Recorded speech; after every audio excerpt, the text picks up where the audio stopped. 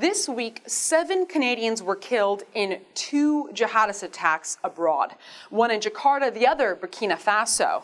And this was our Prime Minister's response. Canada strongly condemns the deadly terrorist attacks that took place.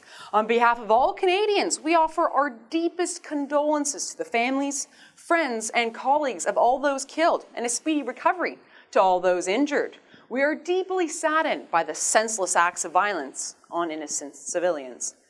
Now, perhaps it's just me, and I sincerely don't mean any offense to the office of Prime Minister, but that has got to be the most pathetic response from a world leader following a terrorist attack which claimed the lives of his own citizens. And it's not exactly like we're without precedent. Remember when Islamic terrorism cut short the lives of 2 Canadian soldiers within a week of each other back in 2014? Well, Prime Minister Stephen Harper made a televised address. He didn't simply post a memo to his website like Trudeau did. Harper called the shootings brutal and violent, a little more precise than Justin's description of senseless. Harper made specific reference to the ISIS-inspired attacks on Canadian soldiers, unlike Justin's omission of that Islamic group or Al-Qaeda altogether. Canada will never be intimidated. In fact, this will lead us to strengthen our resolve and redouble our efforts, and those of our national security agencies, to take all necessary steps to identify and counter threats and keep Canada safe here at home. Just as it will lead us to strengthen our resolve and redouble our efforts to work with our allies around the world and fight against the terrorist organizations who brutalize those in other countries with the hope of bringing their savagery to our shores. They will have no safe haven. Regrettably, all Trudeau's Canada has to offer is condolences. And that, my friends, is disgraceful.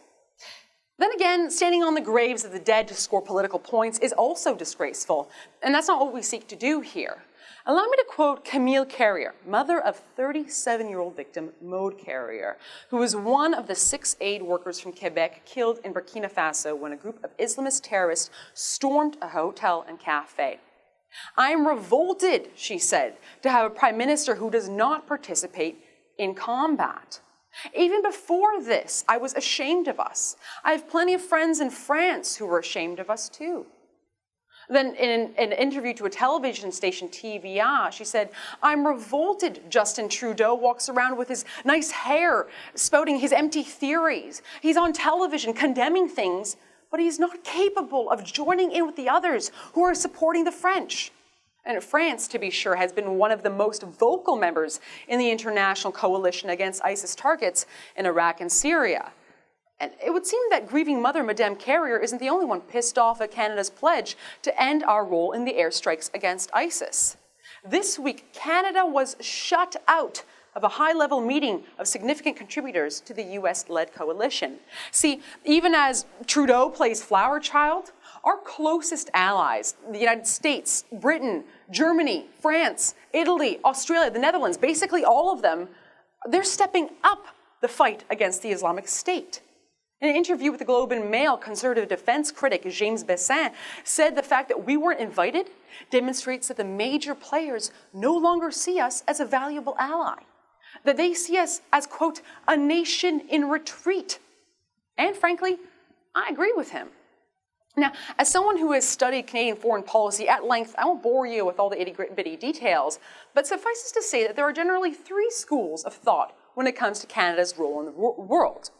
Now, since 1945, the study of Canadian foreign policy was dominated by a perspective that focused on Canada's pursuit as a middle power of harmonious multilateral associations. Now, by that, what I mean is associations and groups with lots of other nations, like the UN or NATO. A lot of folks in that camp, well, they wait for international consensus on values which we share, and then they hope that Canada will act as part of a group of nations in doing the right thing. Now, this view has been challenged by a group in the minority, the peripheral power perspective, and they depict a small, penetrated Canada, heavily constrained both at home and abroad, often by a dominant American power. But then there's this third group, which since about 1990 has really been growing in chorus. That third school suggests that Canada has emerged as a principal power in a diffuse international system. In other words, it's not just, Russia versus the US anymore. Power is more dispersed among nations. And so some of the power for grabs has been assumed by us, Canadians. And we've taken to advancing our own national interests, not just here, but globally, promoting a world order that directly supports Canada's distinctive values. And there's a case to be made that from the time we entered the G7, we became part of the upper tier of power brokers on the world stage. Further still, Harper helped to carve more of a muscular identity for Canada that was palatable both here and abroad, with moves like military aid over peacekeeping, unilateralism over teamwork, and free trade over foreign aid. Now, I'm pretty sure I'll cover just about everyone watching when I say you likely view Canada as either a primary power or a middle power, right? And yet, in the case of today's world war against ISIS, we're not leading the charge, even in words alone, nor are we standing shoulder to shoulder with our allies. Indeed, Canada is behaving as a peripheral power. And this is against our tradition, our Canadian history.